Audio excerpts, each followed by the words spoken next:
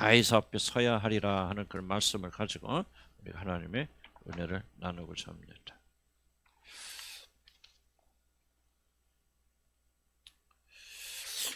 요즘 누구나 아마 우리가 지금 말하고 있는 이 탄핵 정국인데, 이 탄핵 정국은 한마디로 저는 보면서 드라마 같다 그런 생각을 좀 해봅니다. 시작도 드라마 같은 그런 시작이었지만은 재판 과정도 또 국민들의 반응도 보면 한편의 드라마가 진행되는 것 같은 그런 생각이 듭니다. 처음 윤 대통령이 비상계엄을 하였을 때, 물론 지금도 그렇지만 정말 저는 이해가 전혀 되지 않는 그런 상황이었습니다. 아니 자기 자신 죽을 자를 저렇게 파는 사람이 어디가 있을까? 모든 정권을 그냥 이재명에게 갖다가 바치나? 정말 이해할 수도 없는 일이었고, 저를 포함한 대부분의 국민들은 누가 정권을 잡든지 간에 분노하였을 것입니다. 그래서 모두 다 그를 한결같이 미워하였습니다. 그런데 이것이 시간이 흐를수록 국민들의 마음이 민주당에서 돌아서서 윤 대통령을 향하는 것을 보면서 참 묘하다, 꼭 드라마를 보는 것 같아 하는 그런 생각이 듭니다. 요즘 윤 대통령에 대한 재판이 시작이 되어졌는데, 윤 대통령 주장은 민주당의 삼권 분립을 무너뜨리고 대통령의 직무를 담당하지 못할 정도로 의회 중심 독재를 하니 우리 국민들인 우리나라의 진실을, 현실을 보고 깊이 깨달아는 그런 애국심에서 계엄령을 선포했다 그렇게 주장하는데, 저는 어디까지 믿어야 될지 저는 솔직히 저도 난감하고, 저는 윤 대통령을 지지하는 사람이 아니기 때문에 좀 소식을 들으면서 이게 어디까지 믿어야 될지 저는 상당히 난감합니다.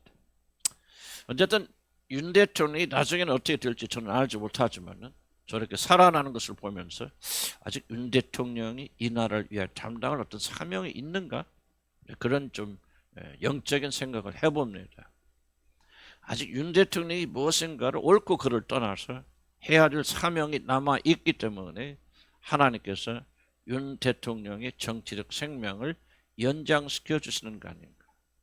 물론 저는 탄핵이 돼야 된다 개인적으로 믿고 있는 사람이고, 그래야 나라의 질서가 바로 잡힌다 믿고 있는 사람이지만은, 그럼에도 불구하고 뭔가 하나님께서 윤 대통령을 사용하시는 것이 아닌가라고 하는 그런 생각을 저는 해봅니다.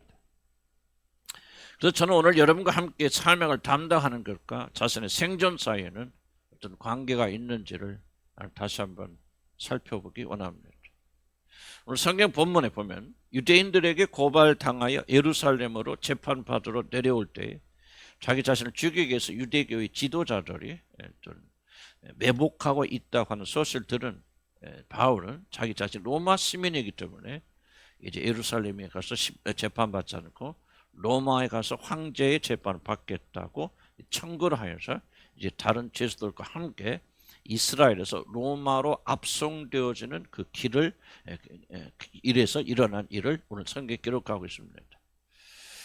그 당시에는 가장 빠른 운송수단은 다른 것이 아니라 배를 타고 가는 것이었기 때문에 율리오라고 하는 죄수들을 호송하는 부대장, 백부장은 이제 알렉산드리아라고 하는 그런 곳에서 새를 내어서 이제 자신의 부하들과 죄수들을 싣고 이제 로마를 향하게 됩니다.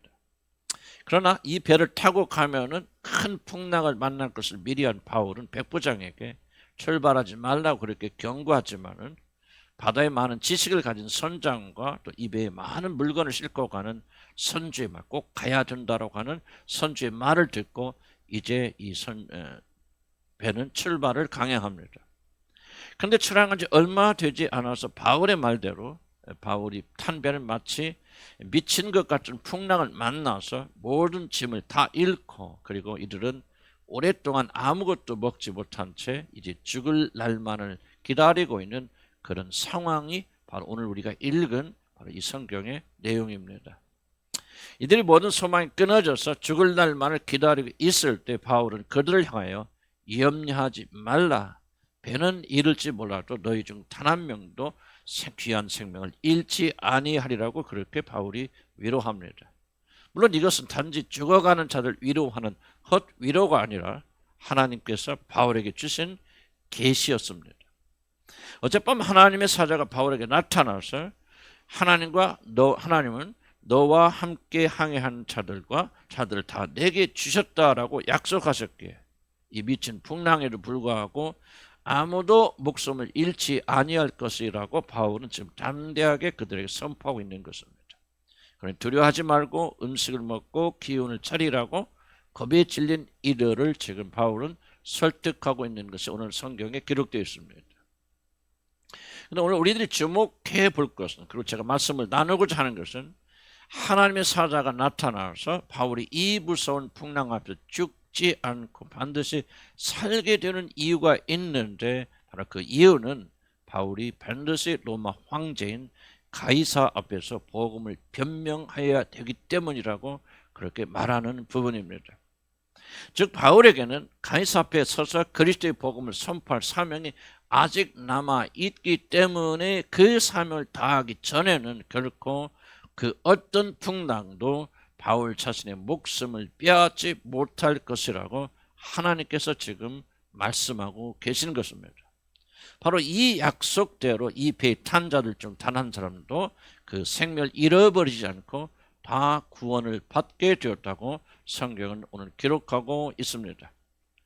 저는 요즘 세상을 산다고 하는 것이 마치 바울이 풍랑을 만나 언제 죽을지도 모르는 그런 위태로운 배에 타고 있는 것과 똑같다는 그런 생각과 느낌을 자주 가집니다.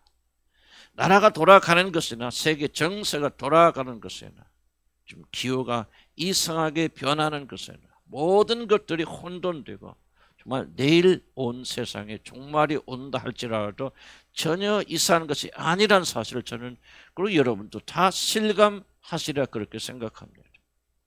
나라가 큰 풍랑에 빠졌을 때, 개인적인 위기를 만났을 때, 내일 이 지구의 종말이 와도 이상하지 않게 느껴지는 그런 세대에 살고 있는 우리들이 이 인생의 경랑과 풍랑에 삼키우지 않고 어떻게 하면 우리가 이 믿음을 잘 유지하며 승리할 수 있을까?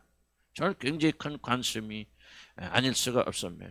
그래서 오늘 바울이 이야기를 통해서 험한 세상을 살아가고 있는 우리들에게 어떤 가르침을 주시는지, 이 풍랑 속에 있는 자들, 나라뿐만 아니라 개인적인 풍랑과 역경 속에 있는 자들이 어떻게 하여야 그 안에서 평강을 누릴 수 있는가를 오늘 이 본문을 통해서 같이 나누고자 합니다.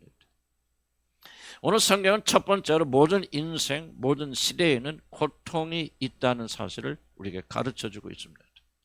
저는 오늘 성경 본문을 묵상하면서 솔직한 자아로 나는 이런 질문을 한번 던져보았습니다.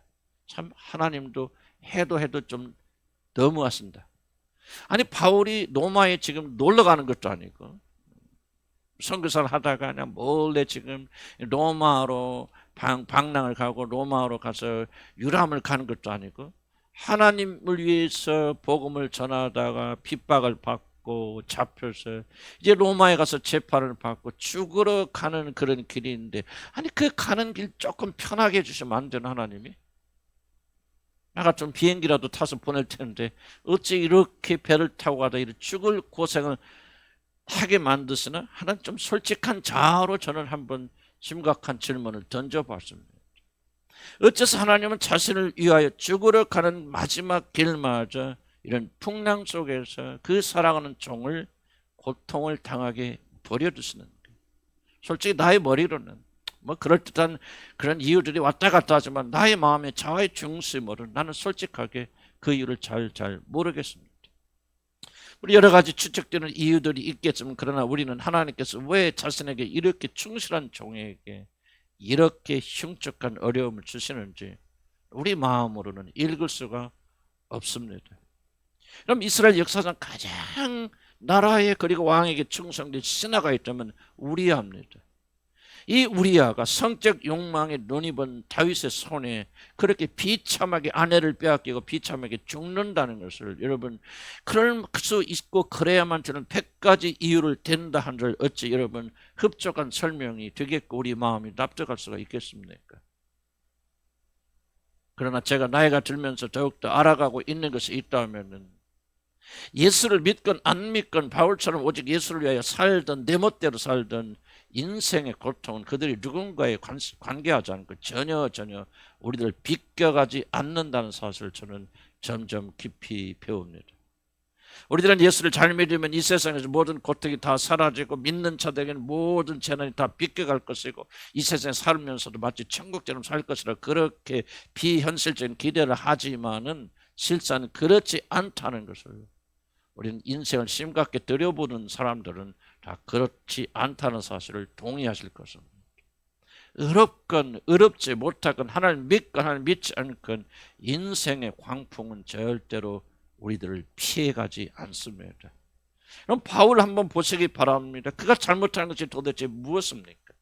바울이 자신의 과거 죄로 인해서 지금 그가 엄청난 형벌을 받고 있다 어찌 그렇게 말할 수가 있겠습니까? 그가 예수를 자기 구주로 받아들인 이후부터 그의 행적을 살펴보면 그는 오직 예수 그리스도 한 분만을 위해서 복음을 위해서 목숨을 바쳤고 가는 곳마다 핍박을 받으면서도 배반치 아니하고 하나님을 섬겼던 충실한 종이 아닙니까? 그러나 그 거룩하고 정결한 바울도 지금 하나님을 위하여 로마로 들어가는 죽음의 행진에서도 하나님은 그가 당하는 어떤 고난과 고통을 면제하여 주지 않고 오히려 믿지 않는 자들보다 훨씬 더 심각하고 심한 고통을 당하고 있다고 오늘 성경은 똑똑하게 뚜렷하게 우리에게 증언하고 있지 않습니까? 하나님의 아들 되신 예수 그리스도가 타신 배에도 풍랑이 몰아쳐서 그를 맞들이려고 했다면은 바울이 탄 배는 아무런 일도 일어나서는 안 된다는 그런 생각, 내가 탄 나의 인생의 배는 순풍만 불어야 한다는 생각은 얼마나 어리석은 생각이 아닌지 모릅니다. 사단의 최대 거짓말이 무엇인지 아십니까? 주술의 가장 큰 함정이 무엇인지 아십니까? 그것은 다른 것이 아니라 예수를 믿는 순간 인간의 모든 고통은 사라지고 천국을 경험한다는 속임수가 아니겠습니까? 마치 그 순간부터 우리 기뻐하고 즐거워하기만 하고 모든 게 정말 행복이 넘치고 마치 천국에 들어와 있는 것처럼 그렇게 황홀경에 산다고 하는 것이 사탄의 최대 거짓말이고 얼마나 많은 자들이 이 거짓말에 속아서 천국이 아니라 지옥에 내려갔는지를 모릅니다. 고통이 만연하는 세상에서 승리하려면 이와 같이 우리 믿는 자들조차 이 세상의 고통을 피하여 갈 수 없다는 사실, 인간의 모든 고난은 삶의 일부분이다, 자연스러운 일부분이라는 사실을 인정해야 됩니다. 물론 쉽지 않습니다. 저도 고난과 고통을 당하고 조금은 어려움을 만나면 당장 도대체 무엇이 잘못되는가 원인부터 찾으려고 그러지, 이것이 나의 인생의 자연스러운 부분이다 하는 사실을 잘 받아들이지 못합니다. 그래서 성경은 분명히 가르칩니다. 바울같이 경건하고 하나님을 뜨겁게 사랑하고 그에게 목숨을 바치는 자에게도 인생의 풍랑은 결코 피하여 가지 않는다는 사실입니다. 사랑하는 성도 여러분, 기독교의 믿음이라는 것은 삶의 어려움을 피해가는 꾀를 가르치는 간교한 것이 아닙니다. 그리스도 안에 있는 하나님의 능력으로 자기 자신이 다가오는 모든 고난과 고통과 싸워 승리한 자가 되도록 성령의 능력을 부어준 힘이 바로 기독교입니다. 그러면 우리들 세상의 모든 어려움과 죽음의 위기 앞에서 승리하려면 이 어려움을 당하는 일에 대하여 두려움을 가져서도 안 되고 하나님을 원망해서도 안 됩니다. 우리에게는 자연적으로 두려움도 일어나고 원망하는 마음도 이루지만은 그러나 신앙으로 이것을 눌러야 됩니다. 왜냐하면 두려움을 가지면 사단의 공격 앞에서 우리는 속수무책이 됩니다. 하나님을 원망하면 여러분 하나님께 나가서 기도하지 않고 구하지 않기 때문에 그 문제에서 빠져나올 도리가 없습니다. 대신 기독교인들이 고난을 당하고 삶의 위기에 빠지는 것은 너무나도 자연스러운 일이라는 사실을 받아들여야 됩니다. 그래서 두려워하지도 말고 낙담하지도 말고 하나님께 나가서 자신을 건져달라고 그렇게 간구해야 됩니다. 모든 그리스도인들은 이 세상에 살면서 고통을 당합니다. 경건한 자들도 고통을 당하되 성경만 하는데 무릇 경건하게 살려고 하는 자는 더욱더 많은 고통과 세상에서 핍박을 받을 것이라고 디모데서에 그렇게 우리에게 가르치고 있습니다. 나는 그러한 고통을 당해서는 안 된다는 착각은 우리를 더욱더 어렵게 만들고 이것이 사단의 속임수입니다. 그렇게 믿고 있던 자들이 헤어나올 수 없는 인생의 문제에 깊이 빠지게 될 때 그들이 그곳에서 영원히 멸망하는 것을 저는 많이 보았습니다. 고통은 인생의 한 부분이고 믿음이 있건 없건 이 세상에 사는 한 우리에게 고난과 고통은 끊어지지 않을 것입니다. 이것은 아는 것이 매우 매우 중요하다고 성경은 우리에게 가르쳐 줍니다. 이제 두 번째로 제가 여러분에게 말씀드리고 싶은 것은 그리스도인들이 당하는 모든 고통에서 풀어주는 것은 바로 자신에게 주어진 사명, 우리에게 주어진 사명에 충실할 때 이 고통에서 풀어진다는 사실을 나는 두 번째로 여러분에게 말씀드리고 싶습니다. 우리는 왜 하나님께서 우리들의 삶에서 고통을 면하여 주시지 않는지를 잘 알지 못합니다. 그러나 우리들 자신의 삶에서 일어난 고통을 통하여 배우는 한 가지 중요한 사실, 부인할 수 없는 진리가 있다면은 그건 그 고통을 통하여 만들어지는 놀라운 열매가 있다고 하는 그런 사실입니다. 지금 당하고 있는 바울의 고통에는 그 고통을 참고 견뎌야 되는 그런 가치가 있는 충분한 목적이 있습니까? 라고 질문을 던질 수 있습니다. 이렇게 신실하고 성실한 종에게 고난을 주시는데 오늘 왜 고난을 주시는지 우리는 다 정확히 이해하지 못하지만, 그러나 이 바울이 고통을 당하게 되들 때 열매 맺는 열매가 있습니까? 라고 하는 질문을 우리가 던질 수가 있습니까? 있습니다. 예, 그렇습니다. 성경을 자세히 읽어보면 바울이 이런 고난과 죽음의 위기에서 고통하던 충분한 이유가 있다는 것을 오늘 성경이 우리에게 가르쳐 줍니다. 바울이 군인들과 선원들과 함께 배를 타고 가면서 풍랑을 만나면서 죽을 고생을 하게 되었는데 아마 생각만 해도 넘친 고생이고요. 제가 이 생각 잠깐 드는데, 제가 영국에 있을 때 스페인에 다녀왔던 기억이 납니다. 배를 타고 갔는데 배를 타고 오는 데면 24시간 배를 탔는데요. 그러나 아무런 풍랑이 없는데도 불구하고 24시간 배를 타니까 2달 동안 어지럽던 그런 기억이 납니다. 그러니 바울이 지금 당하고 있는 고난과 이 고통과 이 아픔이라고 하는 것은 우리가 상상을 초월한 어려움인데, 바로 이 고통의 과정을 통하여 저는 이 뱃속에 타고 있는 많은 자들이 주님께 돌아왔다고 저는 확신합니다. 처음에는 이들이 바울이 누군지 알지 못하고 바울을 믿지 못하였습니다. 그러나 배가 파손되는 과정을 통해서 하나님께서 바울과 함께 하시는 것을 이들이 목격하였습니다. 그리고 이 모든 것이 다 하나님 말씀하실 때 그대로 바울의 말이 한마디도 떨어지지 않고 다 이루어지는 것을 보았습니다. 그래서 이들의 마음은 이제 하나님을 향하게 됩니다. 그 증거가 어디가 있습니까? 35절 한번 보시기 바랍니다. 35절에 이런 말씀이 있습니다. 바울이 떡을 가져다가 모든 사람들 앞에서 하나님께 축사하고 떼어 먹기를 시작하니. 우리가 읽은 본문 한참 뒷부분에 나와 있는 부분이지만은 모든 사람 앞에서 성찬 예식을 여러분 베풉니다. 바울이 인도에 따라서 그들이 다 같이 하나님께 축복을 구하고 떡을 먹고 기운을 차려서 이제 마지막 도전을 하게 되어집니다. 죄수했던 그 사람이, 언제 줄지 모르는 그 사람이 이제 배 안에 있는 모든 사람들이 성찬 예식을 거행합니다.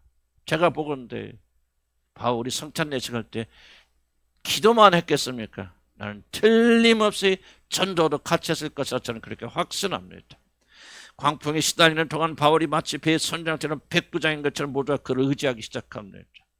천하의 바울이 이 기회를 놓쳤을 수가 있겠습니까? 그는 이 기회를 통해서 이들에게 그리스도를 전파했을 것이고 그들 중 상당수는 주님을 받아들였을 것입니다. 그래서 뱃속에 타는 모든 자들이 성찬 예식에 동참해서 떡을 떼는 아름다운 모습을 우리가 목격할 수가 있는 것입니다. 이뿐만이 아닙니다. 이 배가 파손되어서 오늘날 몰타라고 하는 이태리 근처 아주 작은 섬에 이들이 3달 동안 머물게 됩니다. 거기서 불을 지피기 위해서 집어오는 풀더미에서 이제 흉측한 독사가 나와서 불을 쬐고 있던 바울의 손을 물어버리고 그리고 그의 손에 한참 동안 매달립니다. 치명적인 독을 가진 뱀이었기 때문에 바울이 금방 죽을 것이라 생각하고 이제 사람들이 죽을 것만 기다리면서 한탄하고 있지만은 독사에 물려도 죽지 않은 이적이 일어나게 사람들은 그를 신이라고 부르며 숭상하기 시작합니다. 그리고 그 추장의 아버지가 열병과 이질로 죽어갈 때 바울은 안수함으로 그를 치료할 뿐만 아니라 섬의 많은 환자들이 병을 기도로 고쳐줬다고 성경 그렇게 기록합니다. 그래서 섬에서 많은 자들이 바울이 그것을 3달 동안 머무는 동안 구원받게 됩니다. 우리들이 고통을 통하여 이런 열매를 맺게 하시는 것, 바로 이것이 우리들이 당하는 모든 고난의 목적이며 하나님께서 자신이 살아가시는 자녀들이 이 세상에 살면서 많은 고통을 허락하시는 이유입니다. 고통을 당하고 어려움을 겪고 있는 분들은 이걸 기억하시기 바랍니다. 우리는 알지 못하나 지금 무엇인가 바울처럼 아름다운 열매를 하나님께서 맺고 계십니다. 바로 이것을 가리켜서 그리스도인들은 사명이라 그렇게 부릅니다. 고통을 통하여 각자가 맺은 열매들이 있고 이것을 맺어가는 것을 사명을 담당한다. 우리는 그렇게 표현합니다. 바로 고통을 통하여 열매를 맺는 이 사명이 우리들이 고통 속에 있을 때 우리들을 지켜주고 우리를 살려준다는 사실을 오늘 성경이 우리에게 증명하고 있습니다. 배가 침몰되기 전 죽음 앞에서 두려워 떠는 자들에게 바울은 이렇게 말합니다. 죽을까 걱정하지 말아라. 너희들 중 단 한 명도 죽지 아니하리라. 바로 어젯밤에 하나님께서 나에게 보내신 사자께서 나와 너희 모든 자들이 살 것이라고 그렇게 말씀하셨다고 말합니다. 24절 봅시다. 중요한 부분이 24절에 기록됐습니다. 내가 가이사 앞에 서야 하겠고, 바울이 가이사 앞에 서야 되겠고, 또 하나님께서 너와 함께 항해하는 자들 다 내게 주셨다 하셨으니, 이 모든 자들을 하나님께서 바울에게 붙여주셨으니 바울이 죽지 않는 것처럼 그들도 살게 될 것이라고 말하는 것입니다. 우리들이 주목해 볼 것이 이것입니다. 네가 가이사 앞에 서야 하겠고, 이 말이 중요한 것은 바울과 이 모든 자들이 죽지 않고 반드시 살아야만 하는 이유가 바로 이것이기 때문입니다. 이것 때문에 바울은 죽을 수 없고 이것 때문에 배에 탄 사람은 죽을 수가 없습니다. 사울이 이 죽음의 풍랑에서 벗어나 살게 되는 이유는 다른 것이 아니라 바로 사도가 로마 황제 앞에 서서 복음을 변명하고 복음을 증언하여야 되는 사명이 아직 끝나지 않았기 때문에 바울은 결코 죽을 수 없을 것이라고 하나님이 이렇게 말씀하시는 것입니다. 바울은 극한 풍랑을 만나서 이제 목숨이 끊어질 그런 순간이 되었지만 왜 안전하게 그는 살겠습니까? 왜 그렇게 무슨 풍랑이 바울을 삼킬 수가 없습니까? 왜 그들이 담배가 섬이 가까운 곳에 침몰하여서 다 걸어 그 섬에 들어갈 수가 있습니까? 재수가 좋아서가 아닙니다. 단순히 하나님께서 그들을 살려주셨기 때문이 아닙니다. 하나님께서 그렇게 살려주신 이유는 오늘 성경이 말한 대로 바울에게 아직 담당할 사명이 남아있기 때문에 그렇습니다. 그에게 주어진 사명이 그를 살렸고 그 배에 탄 자들을 살린 것입니다. 사명이 남아있는 자들, 그 사명에 충실하는 자들은 결코 망하지 않고 죽지 않을 것입니다. 우리나라가 지금 경험하고 있는 이 격동의 풍랑, 인생의 광풍에서 어떻게 살아남을 수 있는가에 대한 정말 중요한 해답을 오늘 성경이 오늘 너희들에게 가르쳐주고 있다고 저는 확신합니다. 설명하지 않아도 우리들은 다 바울처럼 그렇게 미친 바람이 불고 있는 그런 위태롭고 불확실하고 언제 넘어질지 모르는 세상에 우리가 살고 있습니다. 바로 마치 이 배에 탄 자들이 다음번 파도가 자신들의 마지막 숨이 될지 모르기 때문에 매 순간을 공포로 보냈듯이 사실 우리들도 그러한 세상 속에서 또 개인의 위기 속에서 그런 시간들을 맞이하고 있습니다. 하나님의 자녀는 우리들도 예외가 아닙니다. 바로 이럴 때 우리들이 살게 될 것이라고, 무너지지 않을 것이라고 우리가 어떻게 장담할 수가 있겠습니까? 도대체 이런 시대에 우리는 어떻게 하여야 다가올 대재앙에서 자기 자신을 보존할 수가 있겠습니까? 이 질문에 대한 해답은 이것입니다. 네가 가이사 앞에 서야겠고, 이 사명을 마칠 때까지는 너는 결코 망하지 아니하고 죽지 아니하리라고 주님께서 약속하시는 것입니다. 우리 교회에, 우리 나라에, 우리 교회에 믿는 자들에게 어떤 사명이 남아있고 이 사명에 충실히 우리가 담당한다면 나는 우리 대한민국에 어떤 일이 벌어져도 결코 망하지 아니할 것으로 그렇게 생각합니다. 그러나 교회가 이 사명을 잃어버리고 개인이 사명을 잃어버리게 될 때 우리나라는 흔적도 없이 사라질 것입니다. 이스라엘의 멸망을 예언하기에 이스라엘 사람들에게 죽음의 위협을 받는 에레미야 선지자가 있었습니다. 그가 받는 위협 때문에, 죽음의 고통 때문에 벌벌 떨고 있을 때 하나님께서 이렇게 말씀하십니다. 내가 너로 이 백성 앞에 견고한 놋 성벽이 되게 하리니 그들이 너를 칠지라도 이기지 못할 것은 내가 너와 함께하여 너를 구하여 건짐이라. 여호와의 말씀이니라. 내가 너를 악한 자의 손에서 건지며 무서운 자의 손에서 구원하리라.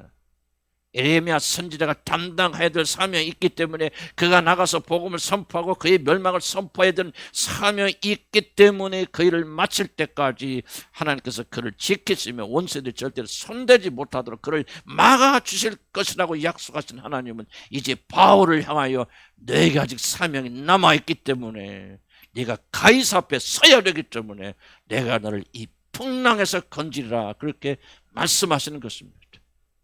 저는 이것을 굳게 믿습니다. 이 광풍이 몰아치는 위기에서 우리들이 살아남으려면 다른 것이 중요한 것이 아닙니다. 우리들에게 주신 삶을 감당하기 위해서 최선을 다하는 것, 바로 이것만이 나라를 살리는 것이고, 이것만이 광풍에서 여러분 지키는 것이고, 이것만이 교회를 살리는 것이요, 만약 우리들에게 주어진 삶을 감당하지 못한다면 우리가 이 땅에서 보존될 아무런 이유가 없다라고 저는 그렇게 생각합니다.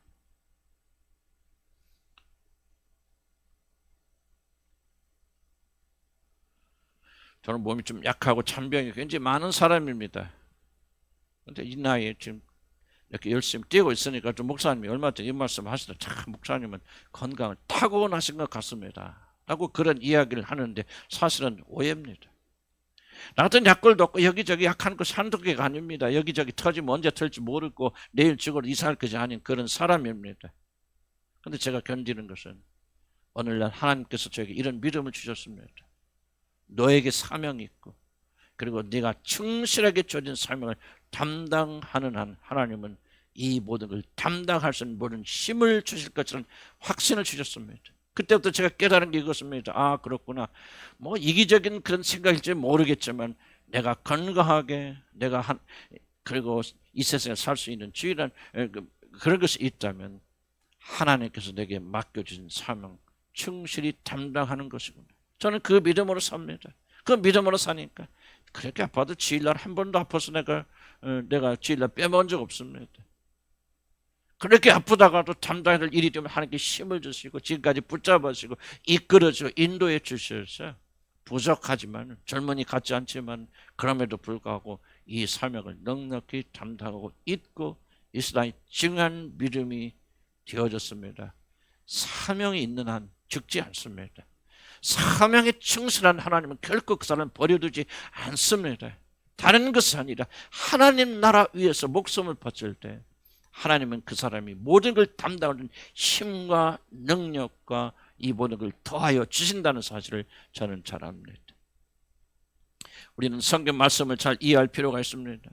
성경은 그리스도인들도 바울 같은 사도들도 인생의 고통이 절대로 면제되지 않는다는 사실을 가감없이 증언합니다. 그러나 동시에 하나님은 이 모든 고통에서 그를 반드시 건져 주실 것이라고 약속하십니다. 왜냐하면 그가 로마에 가서 하나님을 증거할 사명이 남아있기 때문입니다. 사명이 있으면 아무것도 그것을 막지 못합니다. 이것은 하나님께서 이루라고 주신 사명이기 때문에 그렇습니다. 누구도 왕의 심부름을 하는 자들의 일을 방해할 수가 없습니다. 부족하면 하나님께 채우시고, 바울처럼 풍랑을 만나 죽을 위기에 처했으면 하나님이 친히 끄집어 내실 것입니다. 하나님은 짐을 지라 우리에게 명령하시면서 동시에 그 짐을 질 수 있는 어깨까지 주시는 분이라는 사실을 의심하지 않기를 나는 주의 이름으로 간절히 축복합니다. 한마디로 우리 그리스도인들은 우리들에게 맡겨진 사명을 담당함으로 삽니다. 바로 이것은 수많은 사람들이 죽음에서 건져받았던 이유이고, 연약한 몸이지만 끝까지 부르짖는 길을 마친 이유입니다. 사명이 있는 자들은 결코 죽지 않습니다. 난 여러분에게 간곡하게 부탁합니다. 이 격동의 시대에서 보존되기 원합니까? 살기 원합니까? 승리하기 원합니까? 무엇이 되었든지 여러분이 주신 사명을 붙잡고 충실히 그 사명을 담당하기를 나는 주의 이름으로 간절히 축복합니다. 그러면 그 하나님께서 구원하시며 바울을 건지신 것처럼 여러분을 건져 주실 것입니다. 이제 우리는 마지막으로 그렇다면 나의 사명이 무엇인가를 한번 간단하게 살펴보고자 합니다. 아무리 사명을 감당하는 것은 이 세상에서 이기는 것이고 우리들이 살 수 있는 길이라는 것을 알아도 만약 나의 사명이 무엇인가를 우리가 알지 못한다면 우리는 자신의 사명을 감당할 수가 없을 것입니다. 물론 나는 목사이기 때문에 내 사명은 아주 뚜렷합니다.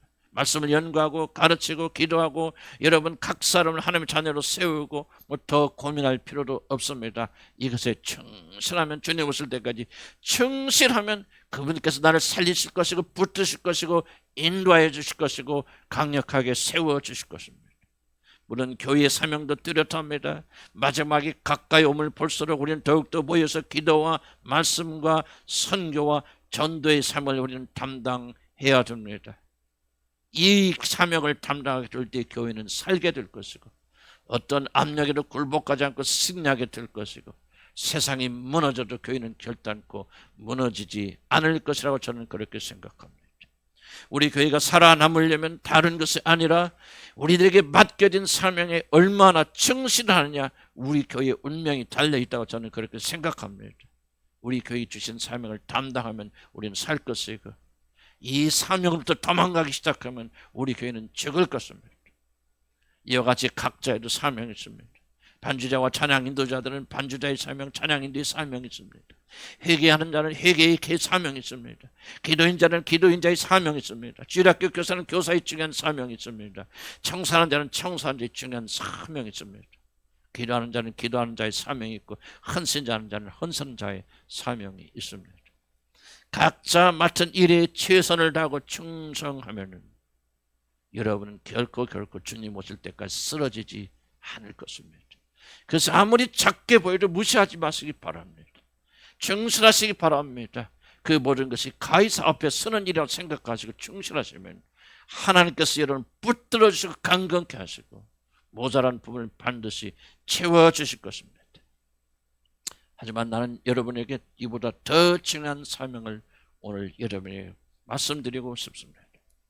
그것은 각자가 자기 집에서 남편과 아내와 부모와 자식으로서의 사명이 있을 뿐만 아니라 먹고 살기 위해서 세상에 나가서 수고할 때 바로 거기서 담당해야 되는 중요한 사명이 있다는 사실을 나는 여러분에게 말씀드리고 싶습니다.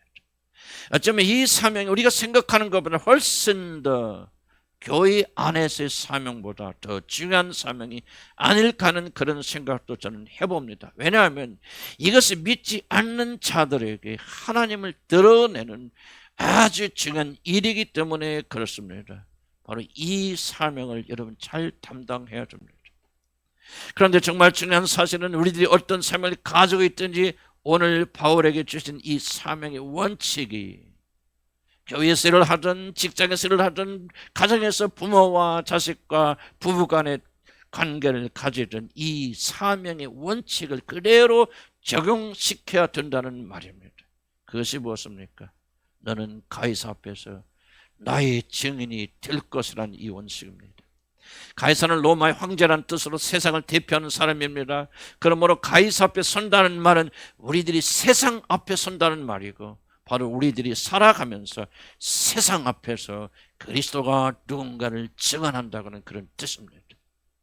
우리들이 사는 목적은 바울이 가이사 앞에서 그리스도의 복음을 증언하는 것처럼 바로 우리들이 무엇을 하든지 어디에 있든지 우리 말과 행동을 통하여 가이사 앞에서 그리스도를 선포하는 그런 정신으로 살아야 된다.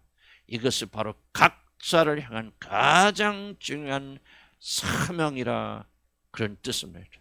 우리는 목사가 되어야만 선교사 나가서 복음을 전하면 그것이 사명이라고 착각하는 경우가 있습니다. 교회에 와서 교회에서 봉사하는 것이 사명이라고 착각하는 것이 있습니다.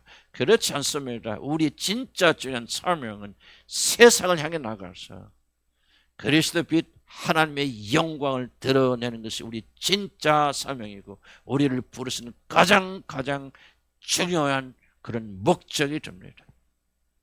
사랑하는 성도 여러분, 여러분이 아내 앞에 있을 때 바로 우리는 가이사 앞에 서 있습니다. 여러분이 남편과 말할 때 여러분은 가이사 앞에서 지금 말하고 있는 것입니다. 여러분이 직장에서 여러분이 직장의 상사와 동료들과 말을 하게 될 때, 직장 동료들과 의견을 주고받을 때 여러분은 가이사 앞에 서 있습니다. 바로 거기서 복음이 무엇인가를 말이 아니라 삶으로 보여주는 것입니다. 가이사 앞에서 그리스도의 복음으로 인하여 나는 어떤 사람이 되었는가를 말이 아니라 행동으로 보여주는 것입니다. 만약 저와 여러분이 무엇을 하든지 아무리 작은 일을 할지라도 오늘 주신 이 말씀처럼 너는 가이사 앞에 서야 하겠구라고 하는 이 말을 여러분이 진심으로 심각하게 받아들인다면, 저와 여러분은 무엇을 하든지 누구와 관계를 가지든지 간에 이 말을 기억하면서 몸으로 복음을 전하는 일에 최선을 다할 것이고, 이것이 바로 우리들이 살 유일한 길이라는 사실을 성경이 말합니다. 만약 우리들이 진작 이 점을 생각하였더라면 아내 앞에 서 있을 때, 남편 앞에 서 있을 때, 직장 동료나 내가 돌보는 아이들이나 청소해주는 집의 주인이나 케어하는 노인들이나 우리는 지금 그들 앞에 서 있는 것이 아니라 가이사 앞에서 그리스도를 선포하는 것이고, 바로 이 사명 때문에 하나님은 우리를 살려주시는 것입니다. 말씀을 맺습니다. 지하철에 스님 하나가 앉아 계신데 어떤 젊은 여자가 스님 앞에 와서 일부러 그 앞에 서서 예수 믿으세요. 스님도 예수 믿으면 지옥 갑니다. 그렇게 막 소리를 지르고 열변을 토하더랍니다. 근데 이 스님은 인격이 좋았던지 그래도 참고 견디고 아무 소리를 내지 않고 끝까지 침묵하였습니다. 그래도 이 복음에 불타는 여인은 스님을 포기하지 않고 예수 믿고 천당 가시오, 스님 예수 믿지 않으면 지옥 갑니다, 그렇게 면전에서 소리를 지릅니다. 꾹 참던 이 스님은 내리면서 이 한마디 하고 내리시더랍니다. 고년 참 말이 많네. 그 말 한마디 하고 내리시더랍니다. 저는 이 웃기는 이야기 같지만 이 말을 한번 곰곰이 생각해 봤습니다. 내가 하나님 앞에 서게 될 때 하나님이 나한테 무엇라고 말씀하실까? 나는 꼭 이렇게 말씀하실 것 같아요. 그놈 참 말 많이 하다 왔네, 말만 있네. 난 그런 말씀 하실까 굉장히 두려운 마음으로 이 비유를 들었습니다.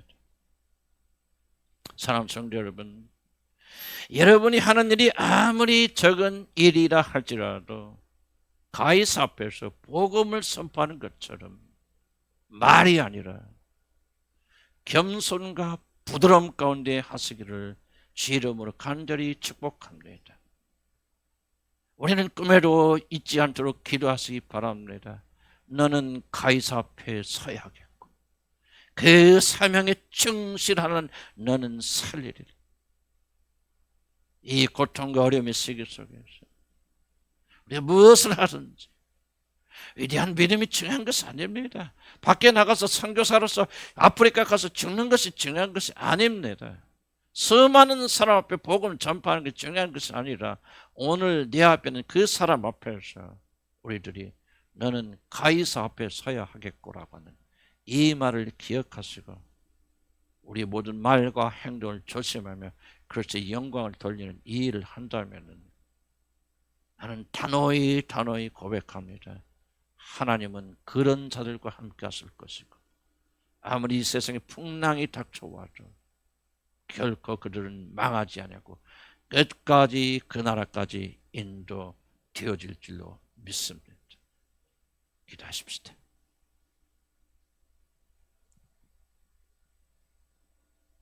믿음은 위대한 일을 시작하지 않습니다. 버리고 아프리카의 오지로 들어가서 복음을 전하다 순교 당하는 것이 믿음이 아닙니다.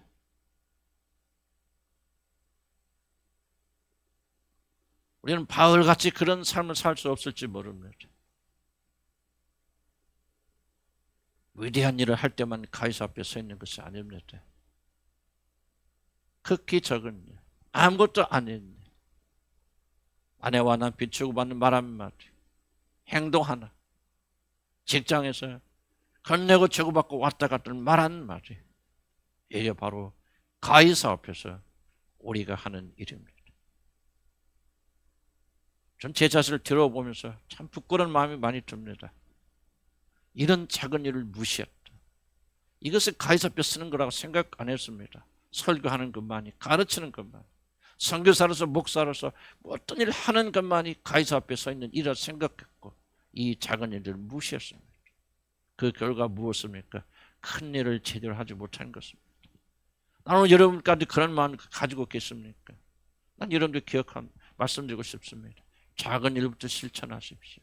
작은 일에서 그리스도의 영광을 보내지 못하는데 큰 일을 가지고 그리스도의 영광을 나타낸다. 거짓말입니다. 스스로 자기 자신을 속이는 것입니다. 아내를 사랑하지 못하는 자를 어떻게 다른 자를 사랑할 수 있겠습니까? 남편을 복종하지 못하는 자를 어떻게 다른 자들에게 은혜를 끼칠 수 있어요? 더 거짓말입니다. 가이사 앞은요, 우리가 매일 지나치고 평범하게 만나는 사람들, 평범하게 지나가는 일들, 아무것도 아닌 것 같은 말 한마디, 바로 이것이 바로 가이사 앞에서 서는 길이라 저는 그렇게 생각합니다. 문제는 저는 자주 있습니다.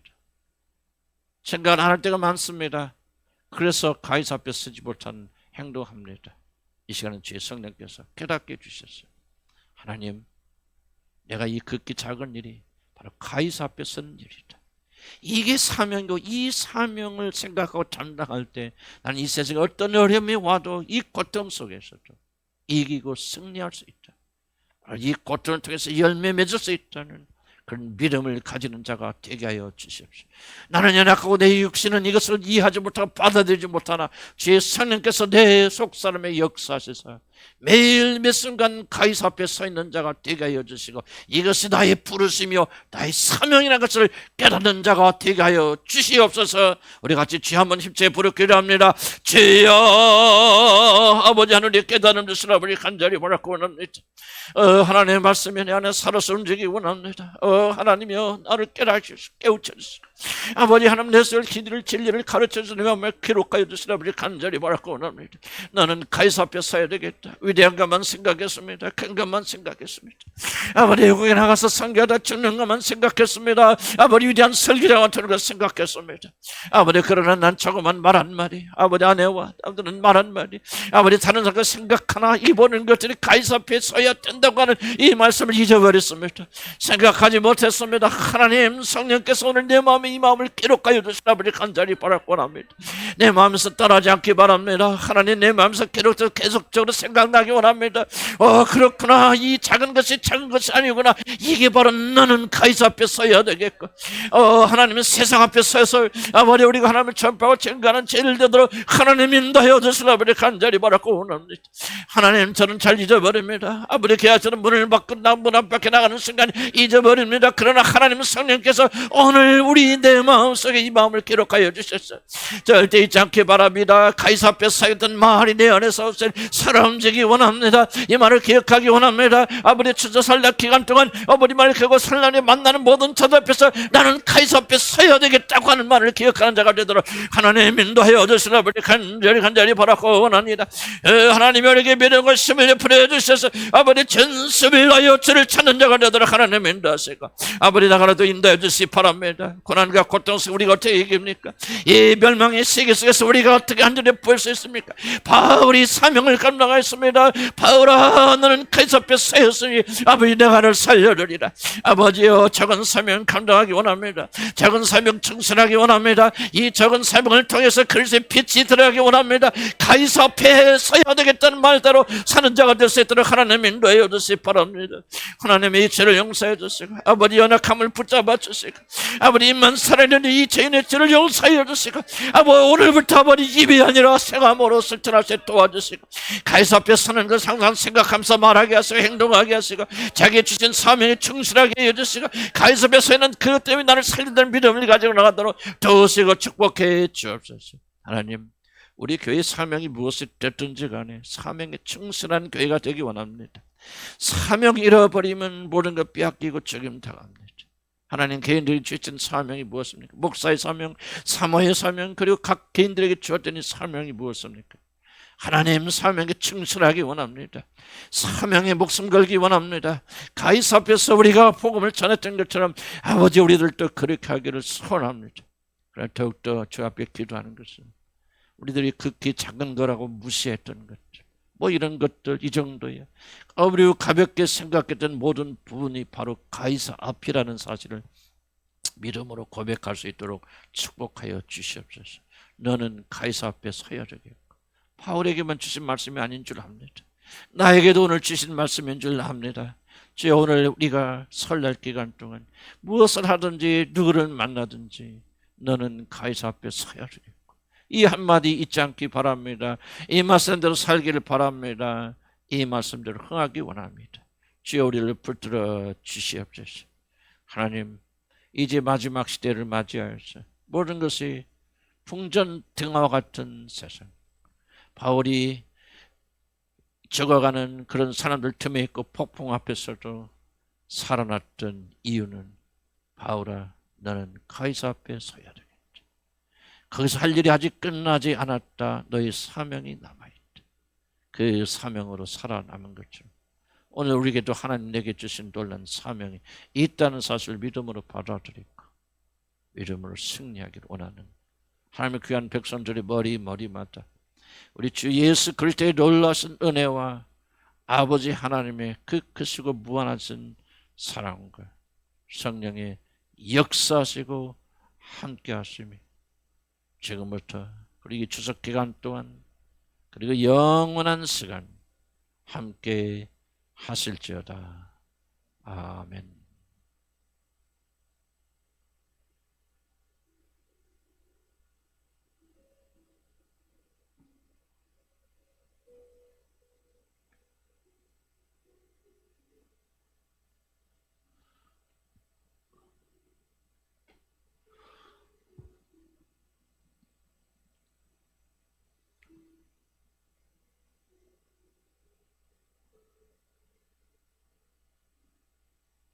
아멘. 감사합니다.